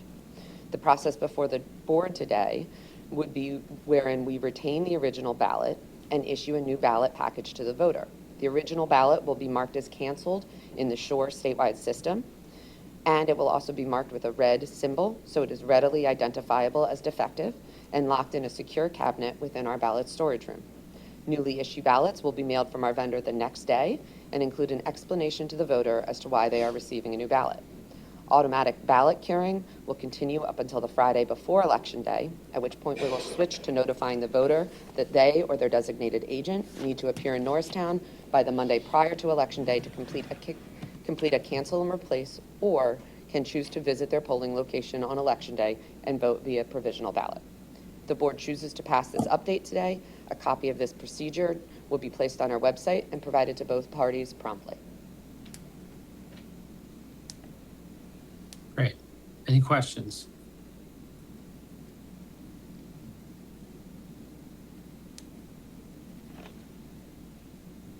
No. Okay.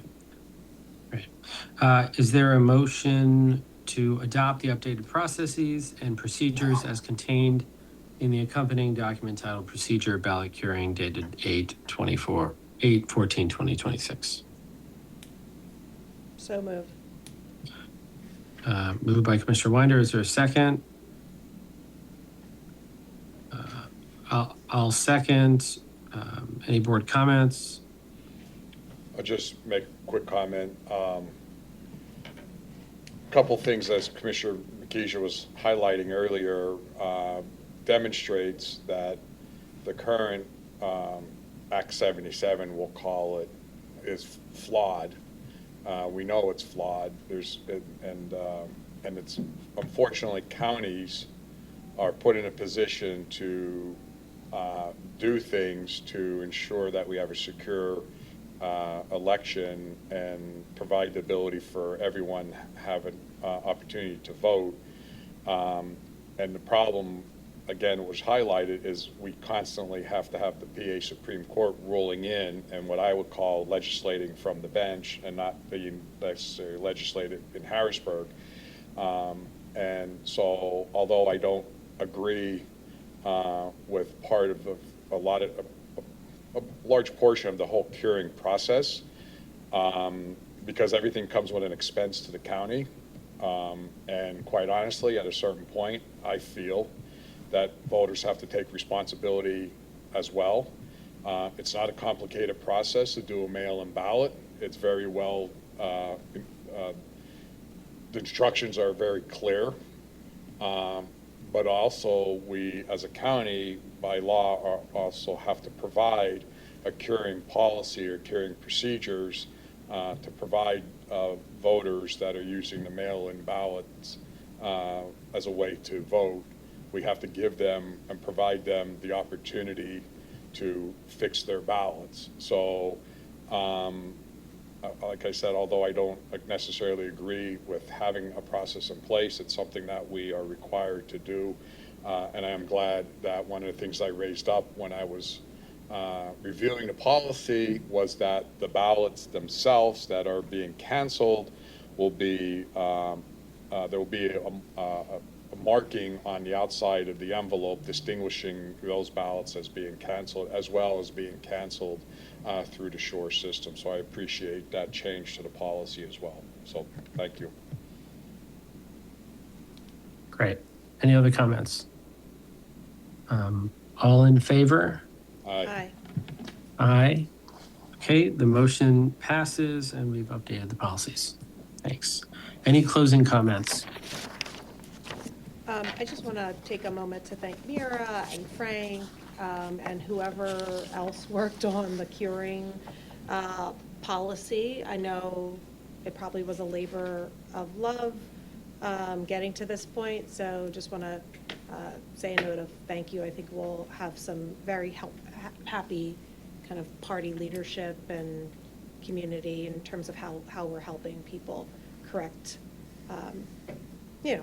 ballots that have mistakes. So thanks to the team and John, I'm sure you played a role too. So thank you. That's it.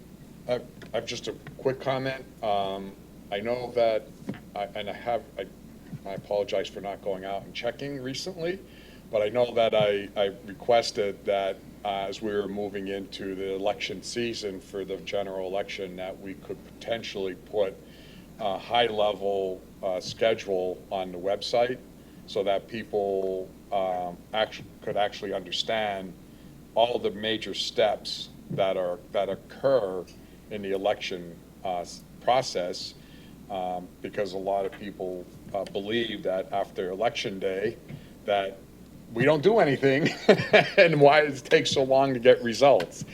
And although it's a painful 3-week process after election day, there's a lot going on, and I feel that if we could put on our website under voter services, wherever we'll put it, just putting the high level, key objectives or procedures or initiatives, whatever we call it, that occur as we are going up to election day, and then also what's happening after election day. And I think that could alleviate some of the stress out there of why people believe it takes longer than it should when they don't quite understand all of the steps that are occurring with adjudication, tabulation, military ballots coming in. I mean, it's just so many things that happen that are happening behind the. When I say behind the scenes, it's, I call election day, in-person election day, as like everybody knows what's going on, right?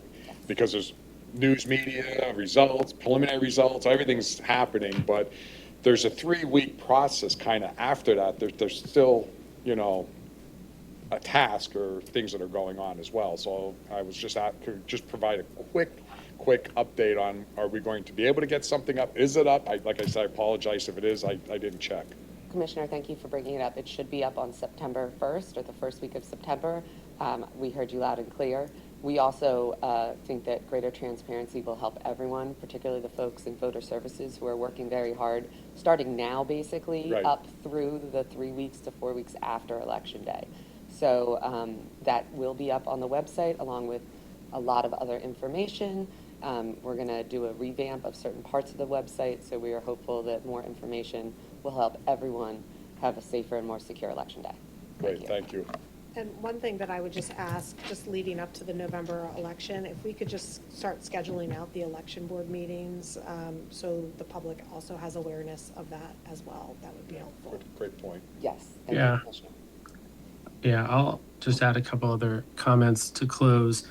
One, thank you to Mira, Frank, the team for putting this together, and Ben as well.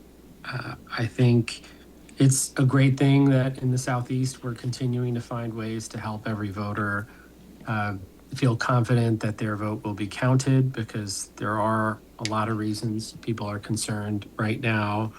And I agree, Commissioner DeBello, we should have that posted. It's really helpful for people to know about everything that happens before and after the election, and also to understand why the tabulation takes so long sometimes, and it may, and certainly it takes longer for a lot of different reasons that the legislature could fix. But from our end, one of the things that is happening right now is that we're considering whether we would move to a different system of voting machine. And I think that process should happen quickly if we want to get it in place by next year, because we don't want to test something new in a presidential year. So, I'm looking forward to hearing from the team on that. I just thought I'd give everyone here, I know we've all had our individual meetings about it, but I thought I would raise that. But, anything we can do from the administration perspective that gets our results in faster, that ensures more ballots will be, identified if there's issues and corrected beforehand, is a good thing. So, great. With that, Well, I'm sorry, quick Go question, ahead. because I wanted to bring this up, because everybody keeps asking me, and I'm like, I don't know. Do we have a tentative date of when the mail-in ballots are gonna go out? Yes, yeah. Good. Thought you were going to ask that. Pardon me? I figured you were going to ask that. So I think that there's still some disputes happening in court. I don't think they've all been decided, but go ahead, Mira. I will get back to you, Commissioner. Obviously, with the head of voter services not here today, I don't have that date off the top of my head, but I will get it for you. I'll get it for everyone, and I will make sure that all of the commissioners are aware of that date. And we will also make it public.